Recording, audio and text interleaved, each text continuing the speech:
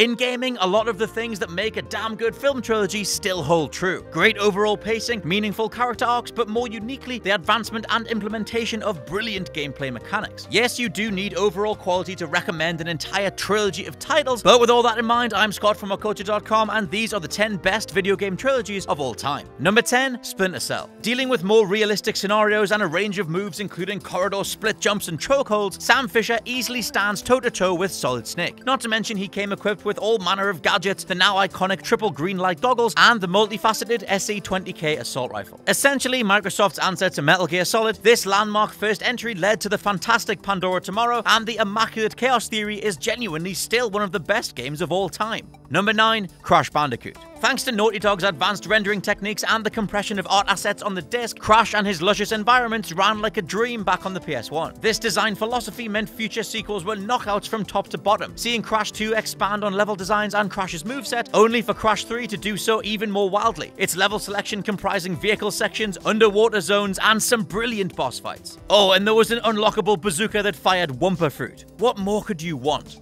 Number 8, Gears of War. Gears' morphing of Resident Evil 4's gunplay to include a pop-in, pop-out cover system damn near revolutionized third-person shooters forevermore. It was exactly what the genre needed, and Epic Games employing their Unreal Tournament-style ultra-violence created perfect sequels in Gears of War 2 and Gears of War 3, both of them upping the ante with some fatality-style executions. Throw in the fact that the heroes you were playing as were easily just as memorable as any 90s action hero, spouting one-liners at just the right time and gravel-throating their way through some apocalyptic exposition, and you had a trilogy of games that sit perfectly alongside one another. Number 7, Jak and Daxter. The first Jak and Dax mostly played it safe as a platformer, albeit introducing the idea of an open world with multiple quest givers, a day-night cycle, and some gorgeous PS2 graphics. It was down to Naughty Dog sticking to their guns, but as they noted in their 30th anniversary art book, GTA 3's monolithic release made them look up. Thus, we got Jak 2, the darker, more experimental sequel. Now Jak had access to a range of guns, a city-centric open world, cars to steal, and a hoverboard to trick around on. Jak 3 did more of the same whilst going outside the city walls and expanding on Jak's powers alongside giving him some ace physics-based driving. Taken as a whole, the progression seen across all three games is the embodiment of old meets new across multiple generations. Number 6, Metal Gear Solid. The direction Metal Gear Solid took after the original did alienate some people, but for everyone who could get on board with the water-walking vampires and completely new protagonist, Metal Gear Solid 2 showed what happens when a creative mastermind like Hideo Kojima is allowed to do whatever the hell he wants. Let loose with new technology and a few books worth of commentary on everything from war to politics, philosophy, and everything in between, all three games take just enough influence from Hollywood before twinning all that with some experimental and enjoyable stealth gameplay. Snake Eater in particular dove into the history of the game world itself, giving purpose and backstory to a different Snake whose machinations as an eventual villain overshadow the entire series, making for a brilliant trilogy capper that featured some of the best boss battles in the franchise so far.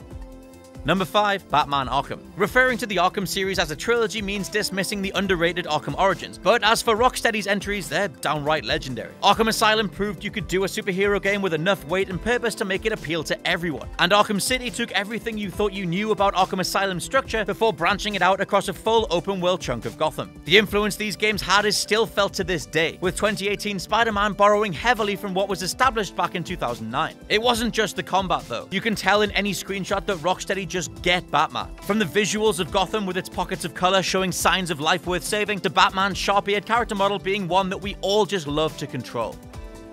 Number 4, Uncharted. Although Uncharted feels like it's always been this system-selling blockbuster franchise, it wasn't until the second game where the E3 demo featured Drake just barely making it out of a collapsing building that really got people's attention. His We were almost in that.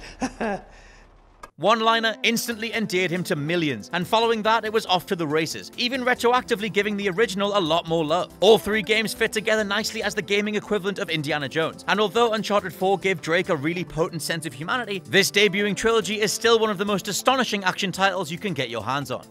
Number 3, the Ezio trilogy. It may be run into the ground now, but the middle trilogy of Assassin's Creed 2, Brotherhood, and Revelations is the best the series will ever be. Ubisoft fleshed out the amount of approaches you had to your kills, giving you an incredibly likable character in Ezio himself. Combat was refined to be just the right amount of brutal and beautiful, and the present-day element of the plot tied everything together. Not only that, but Brotherhood gave you the option to stat track an entire group of assassins that could be sent around the world on missions, whilst Revelations nailed one of the most emotional finales of any game in recent memory. Back when Assassin's Creed was firing on all cylinders, it was near untouchable. Number 2, Mass Effect. It's mighty hard to cast aside your feelings on that ending, but when addressing Mass Effect overall, if you look back across all 3 games, there are hundreds of hours of impeccably crafted content delivered through memorable characters and a universe that genuinely felt alive. From the first slow zoom out as Captain Anderson read out your personal Shepard's backstory, to barely making it through the suicide mission, and yes, even saying goodbye to your squad in Mass Effect 3 as you faced off against the Reapers for the last time, collectively Mass Effect is one hell of a ride and something that a few sour moments at the end just can't take away. And number 1, Halo. Master Chief's foray into alien head blasting started with an industry-shaking bang and only went up from there. Sure, depending on how invested you were with the story versus just enjoying the gameplay, it meant that Halo 2's cliffhanger ending might have rubbed you the wrong way, but boy did Bungie bring back the fan-pleasing moments in Part 3, making for an immaculate finale. Put it this way, Bungie got Halo 3 so down, it doomed 343 Industries to a life of playing catch-up. In fairness, I'll totally go to bat for Halo 4 all day long, but it was with Bungie's definitive work on this original trilogy that the world of shooters and console gaming was forever changed for the better. And that's my list. Let me know down in the comments below which other video game trilogies you'd like to recommend. I've been Scott from WhatCulture.com. Don't forget to like, share, and subscribe, and I'll catch you soon.